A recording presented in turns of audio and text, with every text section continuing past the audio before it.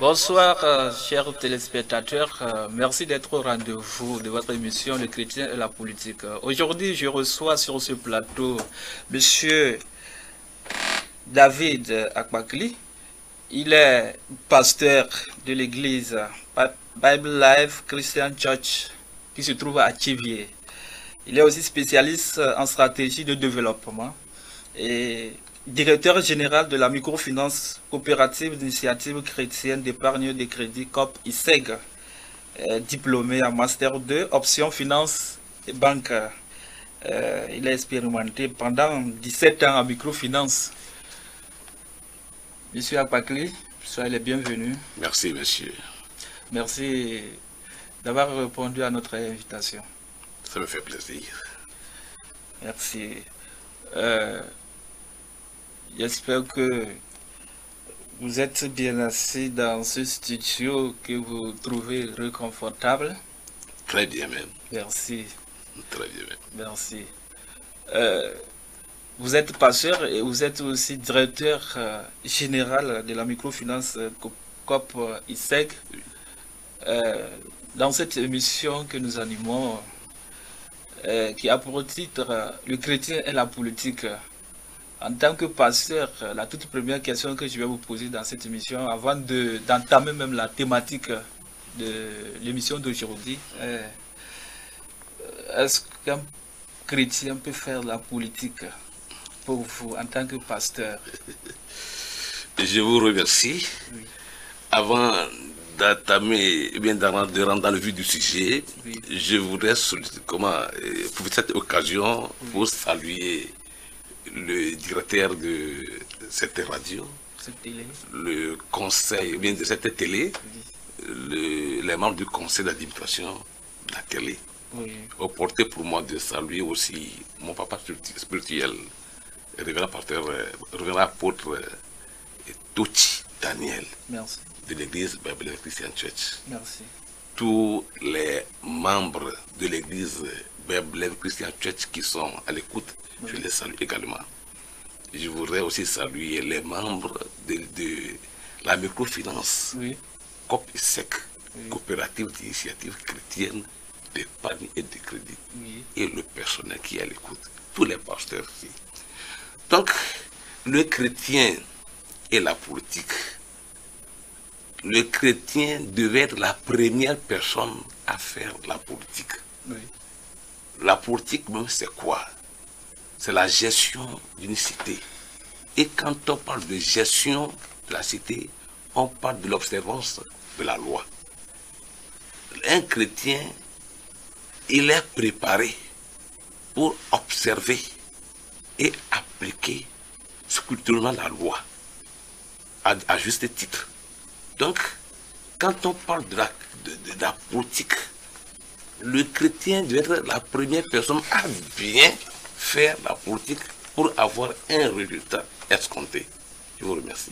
Merci d'avoir répondu à cette toute première question que nous avons l'habitude de poser à nos invités. Là, je vous rappelle que c'est une introduction, bien sûr, pour les tout premiers, si vous êtes le tout premier ou bien la toute première fois à rentrer dans cette émission. Merci. Donc, nous allons rentrer dans la thématique de l'émission qui est COP ISEG et Covid-19. Oui. Mais avant de savoir, ou bien de rentrer bien sûr dans le vif même du débat, nous voudrons savoir, sur le directeur général de COP ISEG, COP ISEG est né quand? Et si nous voyons bien sûr, c'était au départ ONG ISEG. Et après l'ONG ISEG, vous êtes revenu à une coopérative, c'est-à-dire une microfinance. C'est ça. Oui. Et pourquoi de ONG à une coopérative? Je vous remercie. Oui, c'est vrai. Depuis septembre 1998, il y a plusieurs chrétiens de plusieurs dénominations sont regroupés pour créer une ONG en vue de se faire développer. C'est sur le plan de développement. Maintenant, quand l'ONG prend le volet financier, c'est-à-dire commencer par mettre un peu de sous à la disposition des uns et des autres pour des activités afférentes, alors il a fallu chercher une structure qui puisse répondre à leurs besoins. C'est de là ils sont sortis du statut, bien des statuts de l'ONG de développement à la microfinance, au statut de la microfinance. Raison pour laquelle aujourd'hui, ONG qui était COPISEC, bien comment était ONG ISEC, ONG, organisation non gouvernementale et d'initiative chrétienne de crédit, après maintenant ce volet coopérative d'initiative chrétienne d'épargne de crédit. Depuis 2003, on a fait notre première assemblée. Et nous avons eu ce fondement. Je vous remercie. D'accord. Nous sommes intéressés à vous parce que depuis le 26, vous avez organisé une assemblée générale ordinaire. Et au cours de cette assemblée ordinaire, nous avons bien sûr nous appris que vous avez fait des exploits durant ces moments très difficiles liés à la Covid-19 qui a écoulé toutes les économies du monde entier, notamment celle du Togo qui n'est pas épargnée.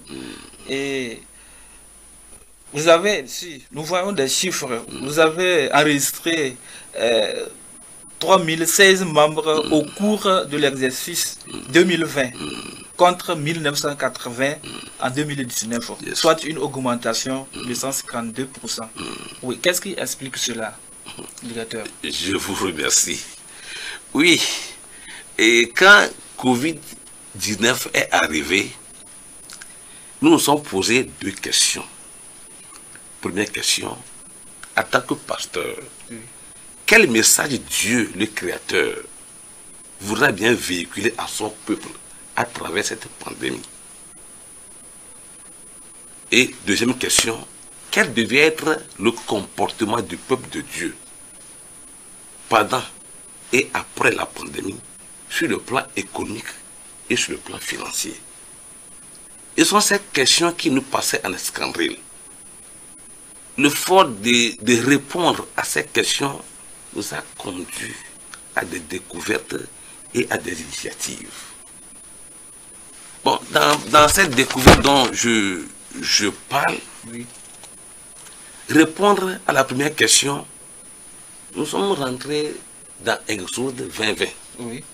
Exode chapitre 20, verset 20. Où Moïse dit au peuple, ne vous effrayez pas, car c'est pour vous mettre à l'épreuve que Dieu est venu. Et c'est pour que vous ayez sa crainte devant les yeux, afin que vous ne péchez plus. Vous n'êtes pas sans savoir que le peuple de Dieu est aujourd'hui familier avec Dieu en telle enseigne que il n'arrive plus à mettre la différence entre le mal et le bien, entre le péché et la crainte de Dieu. Donc, le péché est comme le manger que nous mangeons chaque jour. Le péché est comme le vêtement que nous portons chaque jour. Il faudra donc une alerte. Dieu est venu pour alerter le peuple.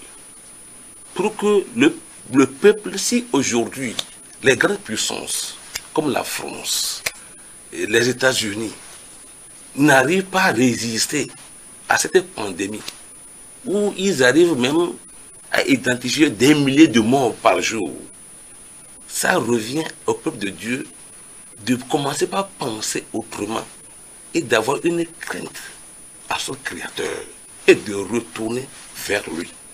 Voilà la première question qui nous est venue. Alors, comme la pandémie est arrivée, quel devait être le comportement de ce peuple sur le plan économique et financier? Nous nous sommes dit, il faut commencer par réfléchir autrement. Parce que l'économie classique dans laquelle les microfinances évoluent ne peut plus répondre à cette question. Il vous fait appel à une autre économie que nous appelons économie sociale et solidaire. Donc, du coup, dans cette économie, il y a deux volets. Oui, lequel?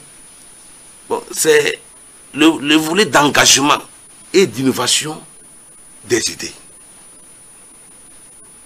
Donc, quand on a fait appel à cette économie, ça permet aux membres d'avoir une approche plus sociale et plus solidaire de l'économie.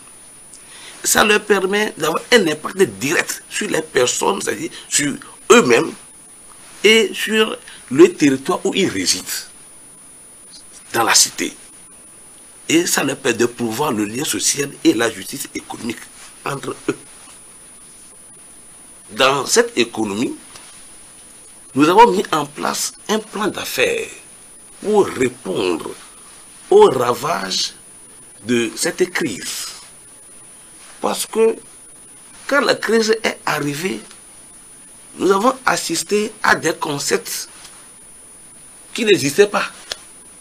On parle de confinement, on parle de bouclage, où nos membres restent immobilisés et ils n'arrivent plus à faire leur activité.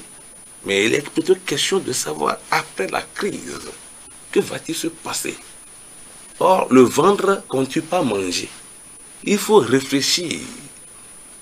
Du coup, on a mis en place un plan d'affaires.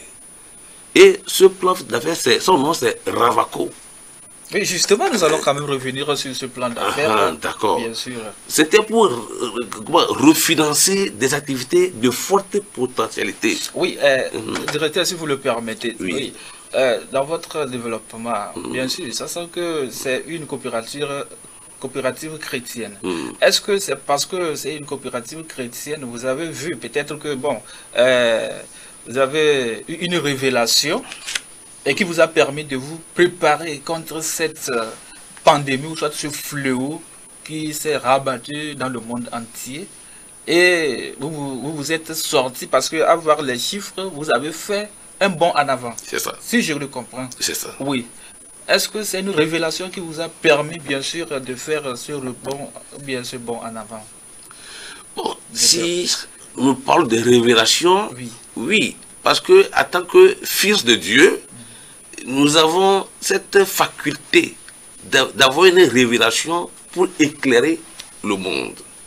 Donc, quand Covid est arrivé, en tant que spécialiste en charge de développement, Oui. j'ai mis en œuvre mes capacités intellectuelles.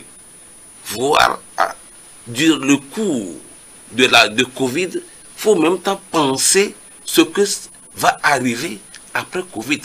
Après Covid, ce n'est pas un déluge. Il faut que nous arrivions à nous préparer en conséquence.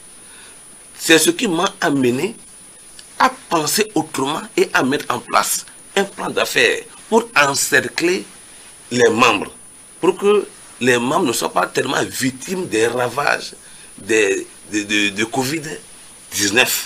Parce que Covid-19, quand on voit son allure, ça a ravagé des activités que faisaient tous nos membres.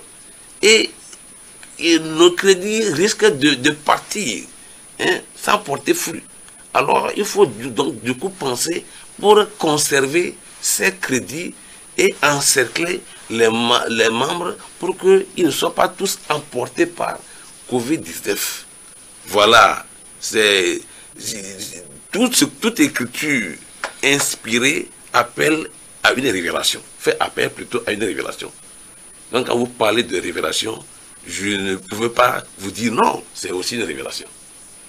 Justement, c'est ce qui vous a amené à mettre en place le projet Ravaco, qui est dénommé Financement des activités victimes des ravages du Covid-19. Oui. De forte potentialité. Oui, de forte potentialité.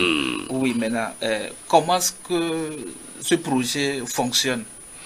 Oui, ce projet fonctionne à deux volets, sur deux plans. Lesquels?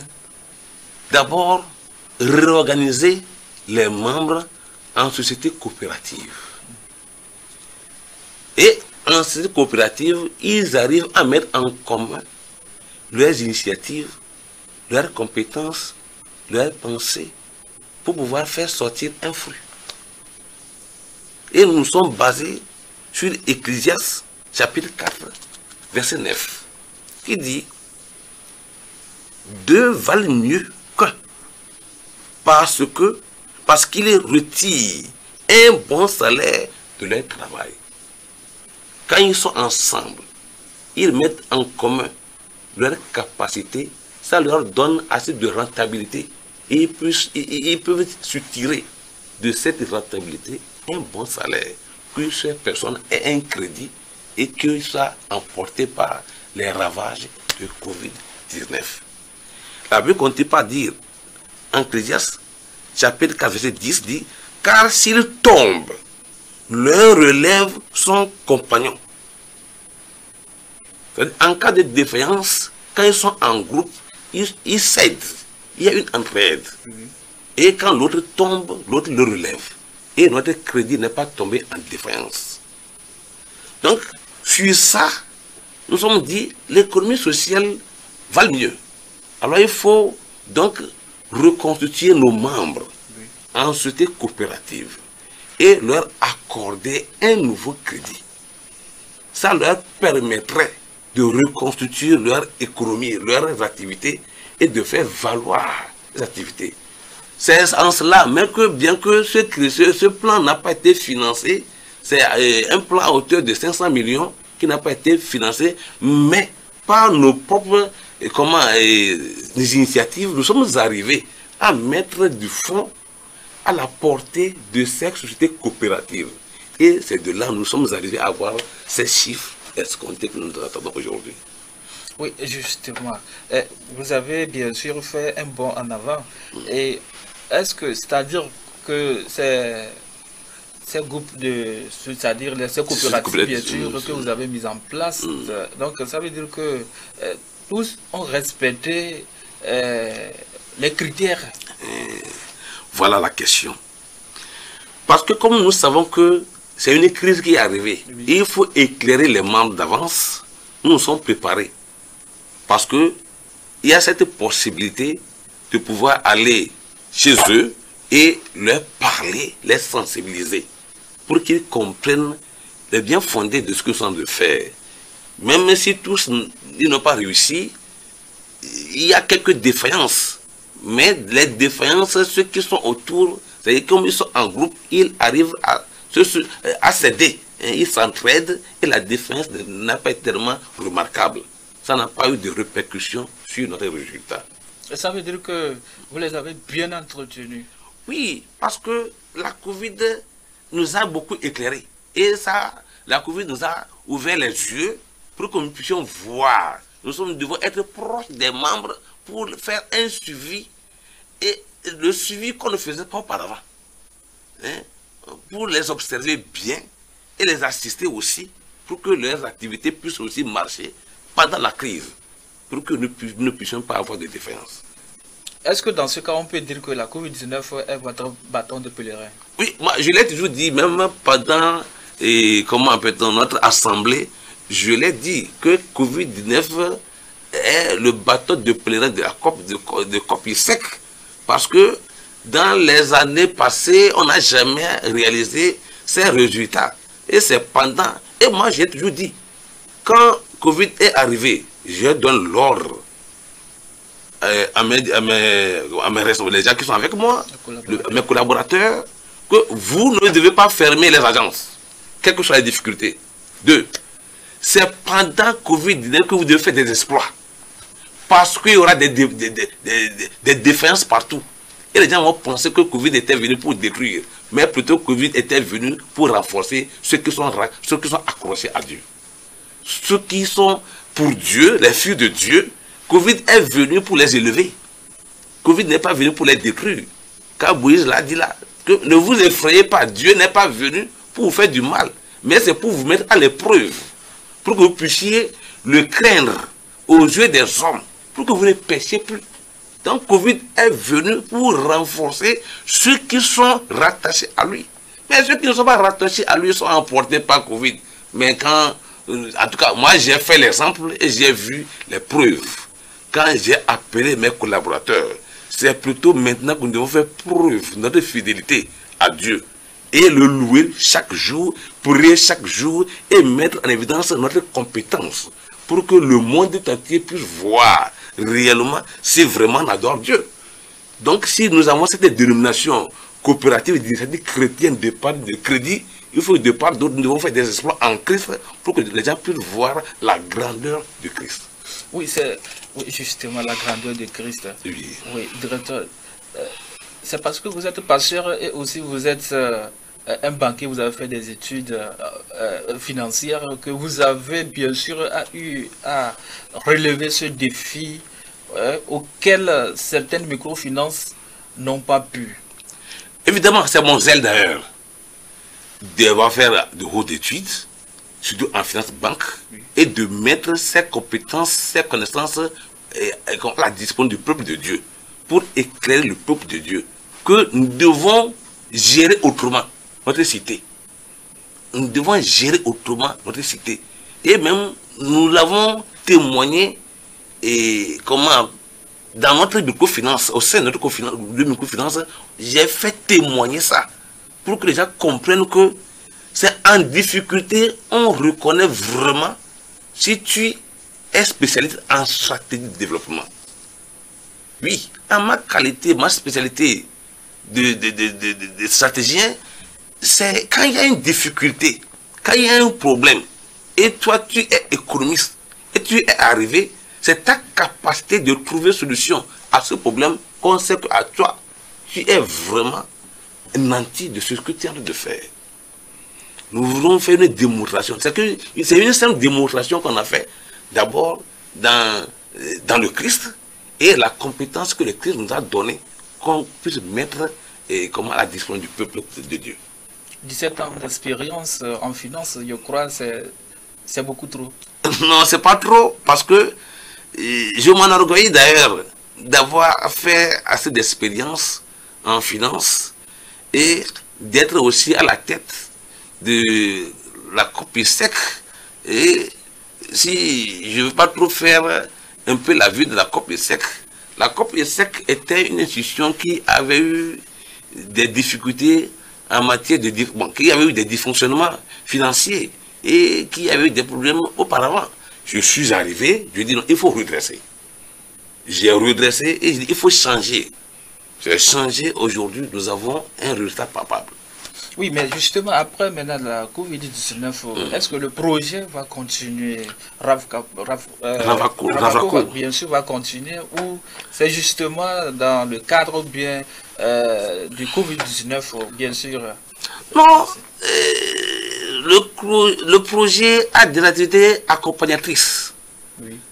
Parce que après, les activités des membres ne s'arrêtent pas ici. Les activités des membres continuent. Et le crédit aussi continue. Aussi longtemps que le projet, après la Covid-19, le projet a des impacts. Et ces impacts continuent par évoluer.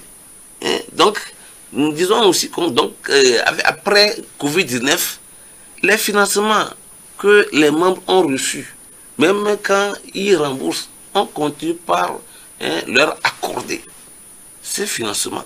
Nous, on veut voir les activités, c'est-à-dire augmenter. L'activité que tu exerces aujourd'hui, demain, on veut voir cette même activité augmenter. Donc, de jour au jour, on veut voir une augmentation. Donc, le projet ne peut jamais s'arrêter après Covid-19. Ça ne peut qu'évoluer. On ne pourra que penser autrement, comment améliorer pour que ça puisse atteindre le grand nombre. D'accord. En fait, maintenant, votre secret se résume sur votre qualité d'expert en finance et aussi votre qualité d'homme de Dieu. Et maintenant, avoir le projet que vous avez initié et le bon en avant, bien sûr que vous avez, bien sûr, les chiffres le démontrent. C'est-à-dire que vous n'avez pas eu des difficultés durant ce processus ou bien pendant cette Covid-19? Oui, les difficultés n'en manquent pas, Oui. mais par la puissance de notre Seigneur Jésus-Christ, on arrive à surmonter ces difficultés. La première difficulté, c'est d'abord mes collaborateurs. Oui. Arriver à les faire comprendre que Covid est venu, n'est pas pour nous renverser, mais plutôt pour nous supporter, nous renforcer. Les gens comprennent mal. Au moment où les gens ferment les portes, au moment où les gens ne vont plus à leur activité, et le DG nous dit que le Covid est venu pour nous renforcer, qu'ils ne comprennent pas. Mais il faut réussir à faire comprendre au personnel que, évidemment, Covid que vous voyez n'est pas venu pour nous détruire. C'était pour venir nous renforcer. Donc, commencez pas quand les gens ferment leurs portes, occuper leur terrain. Quand des microfinances sont là, ils sont en train de fermer leurs portes et récupérer leurs membres. Allez chez les membres qu'ils délaissent là et récupérer-les. Oui, justement, j'allais vous poser la question de savoir, parce que quand la Covid, bientôt, depuis mars, le 6 mars, bien sûr, que la Covid est arrivée au Togo, il y a eu bouclage des villes, il y a eu confinement. C'est ça. Et les gens ne sortaient pas. Oui, les gens étaient bien sûr confinés chez eux. Mais comment est-ce que vous êtes arrivé à rentrer en contact avec les membres sur le terrain et à voir ces chiffres que nous sommes en train d'interpréter? C'est ça qui a plutôt émerveillé les membres. D'autres sont obligés de quitter d'autres microfinances pour venir chez nous. C'est notre endurance. Ils se sont dit, mais si pendant la crise, leur microfinance a fermé les portes, et que, c'est-à-dire le moment où la crise a un niveau donné, les gens ont fermé les portes, et que ceux-là continuent pas à venir chez nous, malgré qu'on leur a interdit de venir, mais ils passent par un moyen pour venir chez nous. Et ils nous supportent jusqu'au jour d'aujourd'hui. Nous sommes obligés de rallier à eux. C'est ce qui fait que, malgré les blocages, bon, il est bien vrai, au Togo, les blocages n'ont pas tellement interdit aux activités jusqu'à un niveau donné. Donc, nous sommes profités de ces occasions pour rentrer dans la population, pour leur faire comprendre que, au fait, Covid n'était pas venu pour vous détruire. Covid était venu tout juste pour que vous puissiez être proche de votre Dieu. Donc, comme nous sommes déjà proches de notre Dieu, faisons ce que nous devons faire pour que lui puisse bénir. Quand Dieu veut bénir, Dieu ne bénit pas en l'air. Dieu déverse sa bénédiction sur les activités que nous devons faire. Et de là, c'est de ces fruits-là que vous recevez pour vous nourrir. Alors, quand vous voulez jouir de la bénédiction de Dieu, soyez auprès de vos activités, ne quittez pas, ne fuyez non plus. Le Covid ne vient pas vous renvoyer, restez sur place et on vous apporte le minimum nécessaire comme crédit et vous continuez vos activités. Voilà. Et en dehors de ces crédits, qu'est-ce que la COP ISEG a apporté comme contribution vis-à-vis de ses membres ou bien de ses sujets pour soutenir bien sûr ses membres à affronter cette Covid-19? COP ISEG a amené beaucoup de choses. D'abord, amené les cachinets, on a fabriqué les cachinets. Quand on va chez les membres, on leur donne gratuitement les cachinets. Dit, mais portez les cachinets et on leur donne le conseil de distanciation. Mais le problème est que au sein de ce projet, nous avons aussi mis en place un sous-projet qui est la digitalisation. Ce sous-projet permet aux membres, même depuis leur maison, qu'ils puissent avoir des informations sur leur compte et de même qu'ils puissent faire des opérations. Donc nous étions nous sommes en sensibilisation pour leur faire comprendre que vous ne fouillez pas, vous restez sur place, mais les atouts que nous voulons apporter pour vous, c'est que depuis votre maison, vous n'allez pas même vous déplacer, mais avoir vos crédits facilement, par le numérique. Et c'est-à-dire qu'on est en train de mettre en place, qu'on n'a pas encore terminé. Mais nous sommes à pied d'œuvre de venir jusqu'au bout. pour venir ou bien pour répondre au clair. Votre question, c'est que nous sommes arrivés à distribuer les cachenets aux membres. Nous sommes arrivés aussi à leur donner conseils traditionnels que l'État n'a jamais cessé de donner. Hein? La distanciation, lavage de mains et autres, pour qu'ils ne soient pas, hein, quand je dis contractés, ils ne soient pas pris en otage par la COVID-19. D'accord. Est-ce que le COP ISEG a eu un soutien de la part du gouvernement? Parce qu'on a vu des microfinances au Togo qui ont créé haut et bas parce que leurs microfinances sont fermées et que les membres aussi, les crédits même qu'elles avaient même octroyés aux membres, c'est difficile pour que les membres puissent répondre vis-à-vis de leurs responsabilités. Mais est-ce du coup... elles ont créé haut et bas pour que le gouvernement puisse leur venir en aide. Est-ce que c'est le même cas au niveau du COP ISEG? Vous avez frappé les portes du gouvernement? Et je tiens à vous remercier pour cette question. Il y a une seule chose que les chrétiens ne comprennent pas. Qui est le gouvernement? D'abord, toi, chrétien, qui dois gérer ta cité. Toi, chrétien, quand il y a un problème, c'est toi qui dois éclairer le peuple. Montrer au peuple où vous devez passer pour réussir. Moi, j'ai dit, c'est quand nous faisons nos efforts vont interpeller le gouvernement de venir. Ce n'est pas nous qui allons vers le gouvernement. C'est nos efforts que nous sommes en train de faire pour répondre aux besoins de la population que l'État même va voir. Et va venir chez vous. Comment nous sommes en train de faire? On va expliquer au gouvernement. Et si le gouvernement veut nous accompagner, le gouvernement nous accompagne. Mais avec ce bond en avant, est-ce que le gouvernement vous a approché? Si, bon, comme je vous le dis, Oui. Ce projet que vous voyez, nous l'avons ventilé partout. Oui. Et le résultat aussi, on l'a dû ventiler, ça y est sur la table des autorités. Oui. Mais à eux de voir. Et si il allait nous accompagner de venir. Bon, c'est eux qui allaient venir. C'est pas nous. Je vous dis, le chrétien, quand Dieu te fait appel, Dieu a posé sur toi un appel, il donne des provisions. C'est Dieu qui donne des provisions pour l'appel qu'il t'a donné. Moi, c'est un appel.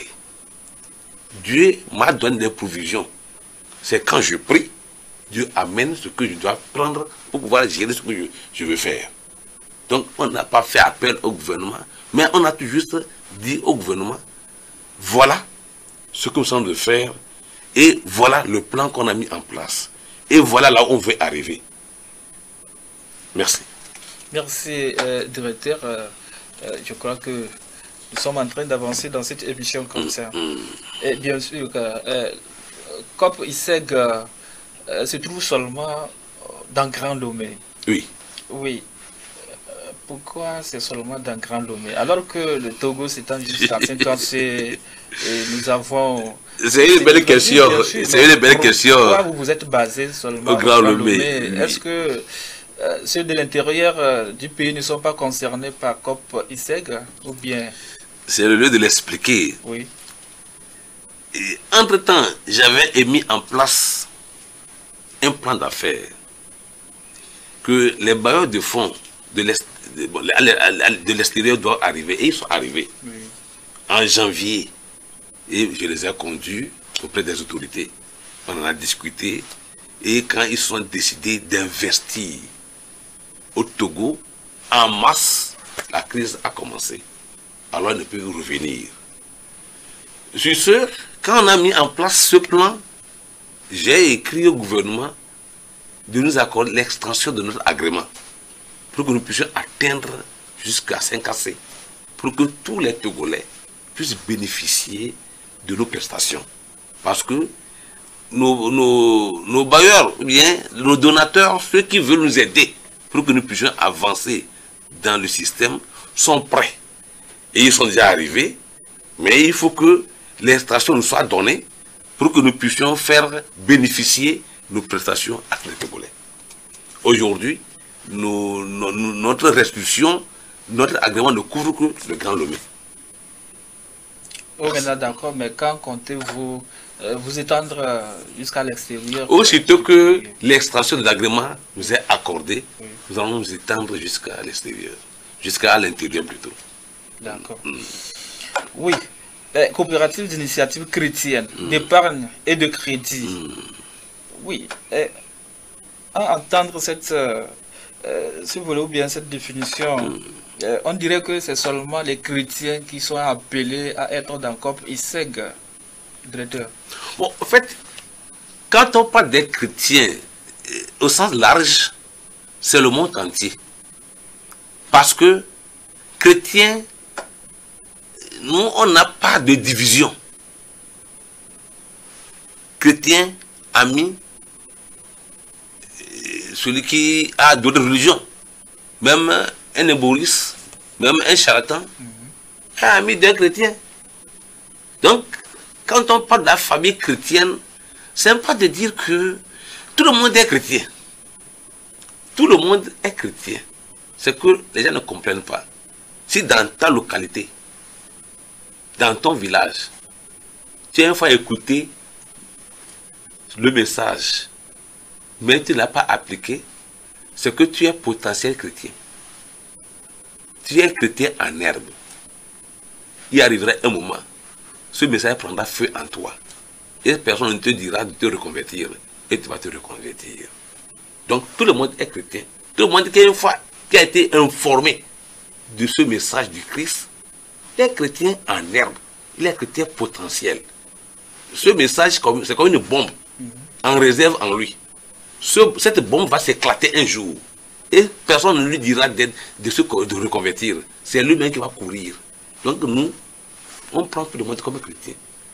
Qu'il soit musulman, qu'il soit charlatan, qu'il soit n'importe qui. Il est chrétien, chez nous il est chrétien. Parce que si nous on va chez lui, avec notre prestation, il ne va jamais nous renvoyer. La preuve est que les musulmans font crédit chez nous. Les charlatans font crédit chez nous. Tout le monde fait crédit chez nous. Mais ils ont vu la dénomination. Coopérative d'initiative chrétienne dépend de crédit. Mais ils s'avancent et viennent. C'est parce que c'est-à-dire la dénomination, c'est un message porté à leur sein. Et ce message, notre carnet auprès d'eux, c'est un message. Celui qui a notre carnet dans sa chambre, c'est un message. Quand il se lève, il prend le carnet, il lit coopérative d'initiative chrétienne d'épargne de crédit. Ça lui donne un message. Et ce message devient une bombe en lui. Et un jour, cette bombe va s'éclater et il va courir derrière le Christ. Je vous remercie. Merci. Mais quelqu'un qui se trouve au Bénin, au Burkina, ou soit au Ghana, je crois que cette émission, elle est suivie de par le monde entier. Tout à l'heure, je crois, les téléspectateurs voient bien sûr qu'au Bénin. Est-ce qu'un jour, COP ISEG va traverser les frontières togolaises? C'était notre prévision que on fait de tout le monde. Et quand on dit les membres, les participants, c'est encore trop dit. Tous ceux qui véhiculent le message du Christ, tous ceux qui écoutent le message du Christ, ont besoin d'agir. Et pour agir, c'est de développer. Pour développer, on a besoin d'un nerf de la guerre. C'est l'argent. Pour faire comprendre aux gens que l'argent ne doit pas être un obstacle pour un chrétien. Il faut juste capitaliser sa capacité de penser en finance. Il faut juste capitaliser sa capacité de penser en finance pour avoir de l'argent. Donc, du coup, on met à sa porte COP ISEG. Du moment où tu commences à réfléchir, à avoir de l'argent, mais tu ne sais pas, et on vient te dire, toi chrétien, tu as l'argent à ta porte, devant ta porte. Tu as de l'argent devant ta porte. Mais comment capitaliser la pensée que tu as et la monnaie en argent? On te montre, tu as COP ISEG en ton sein. Donc notre désir et souhait, c'est de faire connaître COP-ISEC par tout le monde, de par le monde entier, mais surtout en Afrique. Justement, à Lomé, où est-ce qu'on peut vous trouver? Combien d'agences avez-vous à votre actif? Aujourd'hui, nous sommes basés à Sauterre de Ranco. Et nous avons 7 agences avec 9 points de service qui couvrent le Grand Lomé. Maintenant, quelqu'un qui veut être membre de COP-ISEC, mais quels sont les critères? Non, c'est facile d'être membre de COP-ISEC. Oui. Il suffit que même nos commerciaux circulent de jour à longueur de la journée. À longueur de la journée, il y a nos commerciaux qui circulent partout. Soit il y a nos numéros. C'est mon propre numéro qui est sur les carnets. Pour que je puisse écouter tout le monde, même quand quelqu'un est en train de pleurer quelque part, je puisse l'écouter. Quand un membre prend son téléphone, décroche, ou bien appelle le numéro qui est sur le carnet, c'est moi-même qui prends. Pour que je puisse répondre à la personne. Donc, il suffit de composer notre numéro. Ah, je veux devenir membre. Ah, je vous demande, vous êtes à quel niveau? Je vous situe par rapport à notre agence, là où vous êtes. Et vous allez là-bas et remplir les formalités. C'est fini. Il y a d'abord première formalité. Quand vous n'avez pas de l'argent, vous voulez commencer, devenir membre tontine. Prenez seulement 300 francs, vous avez votre carnet avec vous et vous cotisez à tout moment. Et ça vous permet d'ouvrir un compte progressif. C'est-à-dire jusqu'à la fin du mois. Ce que vous n'avez plus cotisé, vous pouvez prendre, mais déposer peut-être 2000 francs hein, pour dire je vais ouvrir un compte. Parce que membre veut dire que tu as ouvert un compte chez nous. Donc, je vais ouvrir un compte, je vais devenir membre. Durant 2-3 mois, tu mets de côté 2000, ça peut faire 5000, bien 5500 ou bien 7500. Tu y as déjà ton compte à COP-ISEC. D'accord. Aujourd'hui, je crois, dans le Buco-Finance, vous faites des crédits aux gens, Oui. bien sûr.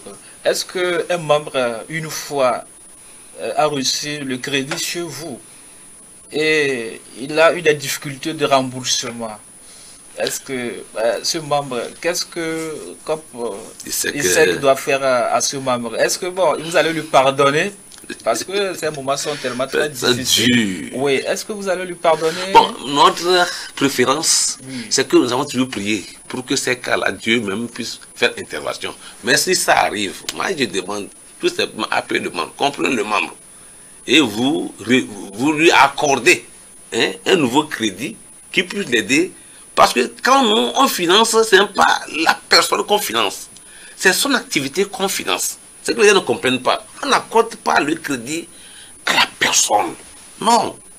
C'est l'activité que la personne est en train d'exercer. C'est sur cette activité-là qu'on finance. Allez voir l'activité de la personne que s'est-il passé et n'a pas pu rembourser. Quand vous arrivez à voir les critères bien fondés, d'accord, ramenez la personne à la raison. Comment faire pour qu'on puisse lui accorder un nouveau crédit qui puisse l'aider à rembourser l'ancien? Donc, on lui rééchelonne et on lui accorde un nouveau crédit qui puisse le remettre à son économie pour le mettre à l'état de remboursement. Oui, justement, quand vous accordez les crédits à vos membres, quels sont des accompagnements? Qu'est-ce que vous faites comme accompagnement? C'est-à-dire le suivi, je voudrais dire. Oui. Quels sont, bien sûr, les suivis que vous faites derrière ces membres afin de pouvoir rembourser clairement le crédit?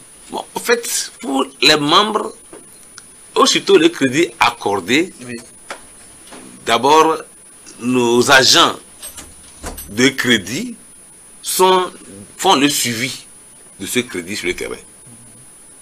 Et par moment, ils encouragent ses membres. Et quand le crédit semble tomber un peu en défense, en retard même de 2 jours, d'une seule journée, il t'appelle.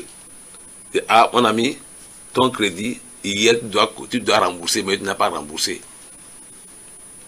Déjà à partir de 2 jours, on commence par te calculer des pénalités. Et ces pénalités les frappent. À ce qu'ils courent pour éviter les pénalités, ils courent pour venir. Et je recommande plutôt à mes agents de crédit d'aller rester à la porte des gens pour qu'ils ne tombent pas dans les pénalités. Quand sa période arrive, va te pointer à sa porte. Il doit savoir qu'il doit payer. Il ne faut pas plutôt le faire souffrir. Parce que c'est avec de l'argent qu'il va prendre pour payer la pénalité. Or, c'est cet argent qu'on veut aussi sauver. Donc, l'homme est un peu têtu, bon, je ne le dis pas, hein, c'est-à-dire que l'homme est un peu dur, en ce sens que si on n'est pas derrière lui, comme un gendarme, il n'accepte pas à faire un peu sur la loi. Alors, parfois, il faut faire de forcing pour qu'il puisse faire sur la loi. Oui, est-ce qu'il y a des formations à l'endroit des membres, c'est-à-dire la formation sur... la gestion des crédits. Oui, la gestion des crédits. Évidemment, mais seulement avec Covid-19, on n'a pas eu cette opportunité de former nos membres en gestion des crédits cette année. Les années auparavant, bon, c'est notre devoir de former, même avant que le crédit ne soit accordé, on donne une formation aux membres. Mais pendant Covid-19, on n'a pas eu cette possibilité de pouvoir les regrouper et les former. Mais on fait quand même le suivi sur le terrain. Oui, quelles sont les perspectives du COP ISEG? Oui, comme je l'ai dit. Qu'est-ce que vous pouvez voir ou bien faire dans les jours à venir? Je vous remercie. Comme je le disais, oui. Nous avons l'idée de couvrir tout le territoire. D'abord, mettre en application la distanciation que l'État donne comme conseil, mais que nos membres seront les premiers à l'appliquer. Par le numérique, nous voudrons mettre en place la digitalisation, qu'on a déjà commencé. La digitalisation permet aux membres de faire des opérations sur portable par le numérique. Ils accèdent à notre plateforme et remplissent les formulaires de crédit. Et ils nous envoient, après étude, et c'est valable, on leur accorde des crédits. Mais avec la digitalisation, ça leur permet de faire aussi de l'épargne. Il suffit qu'ils aient de l'argent sur leur compte Flouz ou compte T-Money, ils balancent sur leur compte et notre serveur ou bien notre plateforme prend en compte ce qu'ils ont envoyé. Donc le suivi est régulier et ça leur permet aussi ça les rassure et ça les encercle aussi contre toute éventualité. Donc, en perspective, nous voulons mettre en sécurité nos membres en leur donnant cette capacité de faire cette opération libre partout qu'ils soient. Oui, justement, directeur, si on vous demandait de vous donner une note, COP ISEG, quelle note vous allez vous donner? Il y a une seule question que je me donne souvent, je me pose souvent. Ma note, c'est Jésus. On m'a posé, même quand les journalistes m'ont posé tout récemment la question de dire, mais j'ai dit, ce que moi je peux vous dire, c'est Jésus. Parce que il est bien vrai que nous avons les compétences qu'il faut mettre en application. Mais comment faire réussir cette compétence pour qu'aujourd'hui, nous ayons un fait palpable, c'est Jésus seul. Donc cette note que je peux me donner, oui, c'est Jésus. C'est Jésus. C'est Jésus. Ok, votre mot de la fin dans cette émission, directeur?